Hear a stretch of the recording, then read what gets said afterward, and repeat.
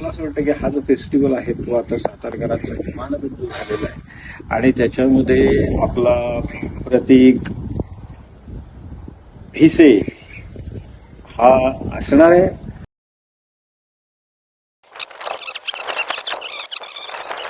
तर आज संडे आहे. अशा प्रकारे माझा मॉर्निंग रुटीन असतो. संडेच्या दिवशी सगळ्यांना वाटतं की हा डायरेक्ट दुपारचा व्हिडिओ टाकतो, पण असं नाही आहे. गुड मॉर्निंग एव्हरीवन आणि नमस्ते सर्वांना. सकाळी गेलो तो जुल्फला, पण प्रॉब्लेम असा झाला होते 2 ते 3 नंबर, कारण आज आहे रविवार. त्यामुळं मग मी विचार केला, यार एवढ्या वेळ थांबण्यापेक्षा घरीच आपलं थोडंसं टच द्यावा. दिसतोय ना मी छान? ठीक आहे, बघूयात. मग आज तर आहे क्लास, जावं तर लागणार आहे. मग तिकडं रविवार असू द्या, मग काय असू द्या. चालेल, भेटूयात. दिन की शुरुआत हो गई है भाई लोग, तो मैं निकला हूँ कॉफ़ी पीने.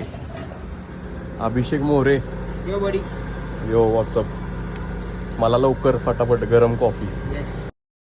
कॉफी पिली, ज्यूस पिला, बेकार कॉम्बिनेशन ना. मग मी गेलो क्लासला. नमस्कार, मी तुषार भद्रे दास्तान अकॅडमी ऑफ आर्ट सातारा. याच्यामध्ये आपल्याकडे जे अभिनय प्रशिक्षणाचे क्लासेस चालतात आपल्या सर्वांना माहिती आहे. म्हणजे आपला जो डिप्लोमा कोर्स आहे आणि त्याच्यामध्ये शनिवार रविवारी ते क्लासेस चालू असतात. आता आणि त्याबरोबरही आपण दरवर्षी एक आर्ट फ्युजन फेस्टिवल असा एक फेस्टिवल साताऱ्यामध्ये घेत असतो.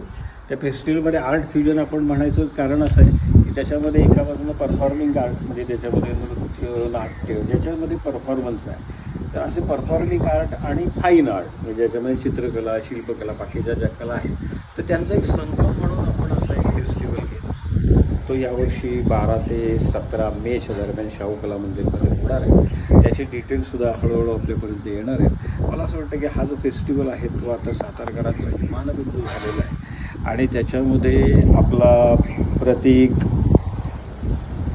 भिसे हा असणार आहे.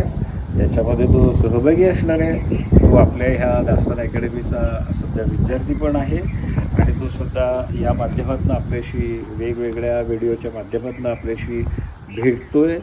त्याबरोबरीने एक नवीन त्यातनं विषय मांडतो आहे.